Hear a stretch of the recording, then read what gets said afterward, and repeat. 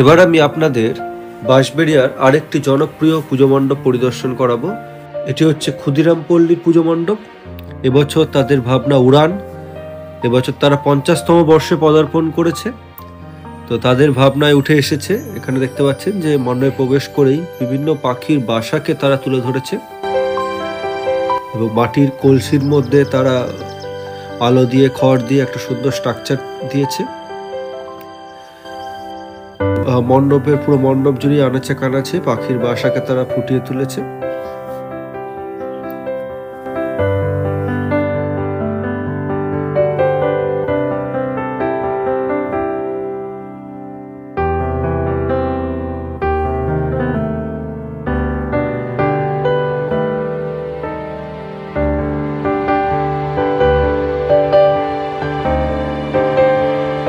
এখানে থার্মোকল বা সোলার কাজও দেখতে পাবেন। এখানে ছোট ছোট বাড়ির আকৃতি দেওয়া হয়েছে।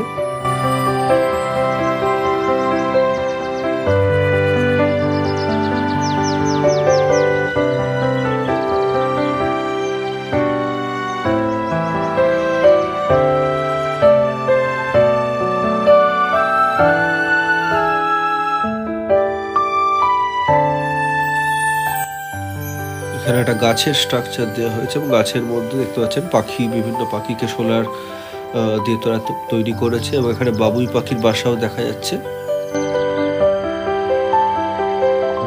তো খুব নিপুণ কাজ এদের পূজা মণ্ডপে আপনারা দেখতে পাবেন। ক্ষুদিরাম পল্লীর এবছরে 50তম বর্ষের এবছর তাদের নিবেদন, তাদের ভাবনা খুব সুন্দরভাবে তারা ফুটিয়ে তুলেছে এবং এখানে পাখিকে কিন্তু খাঁচায় বন্ধ করে রাখা হয়েছে। তো সেটাও তারা ফুটিয়ে তুলেছে তাদের মণ্ডপে। খাঁচাই বন্দি পাখির এবং এখানে পাখিগুলো মুক্ত। তো মুক্ত এবং বদ্ধ দুরকম পাখিকেই তারা তাদের মণ্ডপে তুলে ধরেছে এবং তাদের ভাবনা উড়ানকে তারা খুব সুন্দরভাবে ফুটিয়ে তুলেছে। এবং এটা হচ্ছে মেন মণ্ডপ, যেটা ধানের গোলা বা মড়াই আকৃতি শেপ দেওয়া হয়েছে এবং তার মধ্যেই বিরাজ করছেন লক্ষ্মী বিষ্ণু।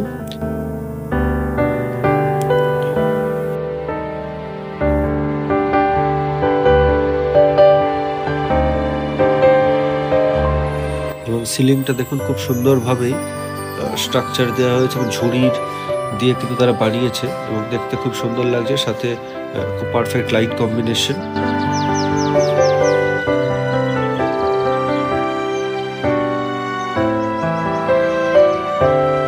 মণ্ডপে বিরাজ করছেন লক্ষ্মী বিষ্ণু। এখানে বিষ্ণুর পুজো হয়ে থাকে এবং এখানে ব্রহ্মাকেও দেখা যাচ্ছে, ব্রহ্মা বিষ্ণু মহেশ্বর। তো দেখতে পাচ্ছেন বিষ্ণু আর লক্ষ্মীর মুখ কিন্তু এখানে অন্যরকম করা হয়েছে, খুব সুন্দর লাগছে।